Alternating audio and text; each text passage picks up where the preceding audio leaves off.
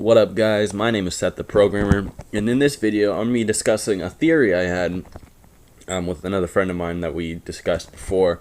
In this video I'm going to be discussing why Goku and the other gods of the Dragon Ball universe might actually now have infinite power. Remember, this is just a theory. This isn't necessarily what I believe. I've never really supported an infinite Goku, but I'm going to be explaining why Goku may very well be infinite. Now, anything revolving around an infinite Goku will get a lot of people riled up and upset. There's no reason for it. Remember, this is just a theory. This is not a fact. I'm just explaining why Goku might be infinite, not that he is infinite. So, thank you for understanding and enjoy. Now, first things first, we need to discuss what the God forms are, what Super Saiyan God really is. And to go into detail, Super Saiyan God is an entirely different level of existence than the normal Super Saiyan forms. It's literally described as, you can't beat a Super Saiyan God or God of Destruction without being on their, plane, pretty much, on their plane of being a god. And this is further backed up by Piccolo. Piccolo says you have to be pretty much a god to defeat, God of Destruction Beerus. A common refute to this is that there are other gods in the Dragon Ball universe, but I feel like this, furthers my point, because just because they're gods doesn't mean they're infinite, yet Piccolo and all the others specifically state that you need to be a god to defeat Beerus. So basically what it's saying is you don't need to be a god like the others. You need to be like a god like the God of Destruction Beerus. Basically, you need to be on an entirely different level. It's also stated that, you can't reach that level with training.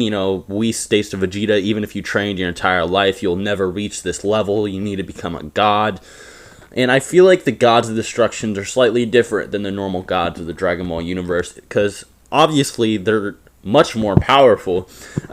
Even if we say that, King Kai and Beerus are just both gods, King Kai can arguably destroy a moon or a planet, while Beerus can destroy universes, which is an insane difference, octillions of times plus, in crazy difference. Now, Goku basically reached this level. He's basically relativistic, right?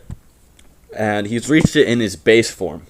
But what's interesting is that in just his Super Saiyan God form, he was able to, just by punching, almost end all of the existence in Universe 7. Now, you could argue that Universe 7 is kind of a multiverse because of all its timelines it holds. I honestly prefer to say that it's a macrocosm. You can argue it's like a multiverse with the timelines, but I don't see how, if Beerus destroyed Universe 7, how Trunks' timeline would be affected by it, or how, Kid Buu was rampaging around the universe. It didn't just affect another universe. So I don't believe in that argument, but Goku is basically macroversal now by far.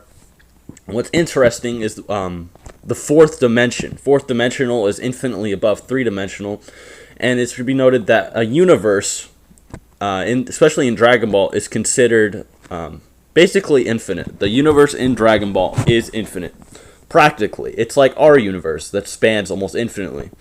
Now, I'm not arguing that being a universal character makes you infinite, but Goku and the others casually destroyed this basically infinite universe that's stated to be innumerable. It can't be counted and is constantly expanding for eternity. He basically destroyed it in, basically a punch. So this is what I'm arguing. I'm arguing that Goku went from three-dimensional to four-dimensional with his God form. This would explain why you have to become a god to defeat another god. Not because of your title of being a god, but because it brings you to a new plane of power. This would explain why, Vegeta, if even if he trained his entire life, couldn't just reach the level of God. He needed a special way to reach that level, which would be becoming fourth dimensional. So basically, they're all casually universal. Just by punching, they can obliterate almost an infinite space. And there's also many other feats that might support an infinite speeds, like, Zeno. Zeno can blink away 18 macrocosms in all their timelines. That is insane levels of speed. That's basically almost infinite speeds. And what I'm trying to argue is, if they did reach fourth dimensional, these new feats of, infinite speed or, destroying infinite timelines would make sense. Now, I'm not saying that they are that level. I'm just saying if that is the case, it does make sense. It makes sense that you'd become fourth dimensional by becoming a god. A lot of people like to deny this because they like to think, oh, Super Saiyan God is just a multiplier, but it's not. Super Saiyan God brings you to a different level. And, everyone states this. Everyone states that being a god is a different level of power. Anyways, guys, I hope you enjoyed. Hope you learned something, kind of. Just remember, this is not what I think. This is just this is not what I think they are. This is just what is possible for the series.